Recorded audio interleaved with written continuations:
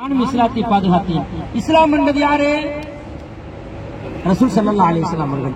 அல்லாஹு அக்பர். அதனால தான் நாங்க ரெண்டு பேரும் நாளைக்கு மறுமை நாள்ல சொர்க்கத்தில் இருப்போம் என்று அபூபக்கர் சித்திகள் சொன்னாங்க.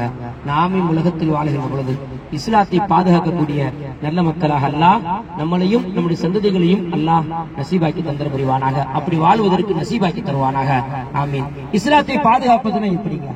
இப்ப போய் நம்ம போர் செய்யணுமா? இல்ல. அல்லாஹ் நமக்கு 5 நேரம் தொழுகையை கடமையாக்கலாம்னா இல்லைங்களா? அந்த தொழுகையை விடாமல் தொழுக வேண்டும். 1. ஹராம் ஹலாலே பேணி நடக்கணும். 2. 3. அல்லாஹ்விற்கு இணை வைக்காமல் வாழணும். நம்முடைய வயிற்றில் போகக்கூடிய உணவு இருக்கு பாத்தீங்களா, அது ஹலாலான உணவாக இருக்கணும். அப்படி இருந்துச்சுன்னு வச்சுக்கோங்களேன், நாம் தான் இஸ்லாத்தை பாதுகாத்து விட்டோம். அப்படிப்பட்ட வாழ்க்கையை அல்லாஹ் நமக்கும் நம்முடைய சந்ததிகளுக்கும் அல்லாஹ் நசீபாக்கி தருவானாக. ஆமீன். அல்லாஹ்வுடைய விருந்தாளிகளே, நபி அவர்கள் சொல்லுவார்கள், இந்த உலகத்தில் வாழ்கிற பொழுது நல்ல நண்பர்களோடு நீங்க சேர்ந்து வாழுங்க.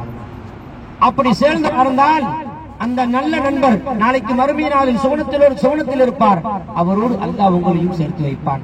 நான் எப்படி இந்த உலகத்தில் வாழ்கிற பொழுது நல்ல நண்பர் அபூபக்கர் சித்திக்கை நான் தேர்ந்தெடுத்து வாழ்ந்தேனோ, நீங்களும் அது மாதிரி நண்பர்களோடு சேர்ந்து வாழுங்க அப்படின்னாங்க.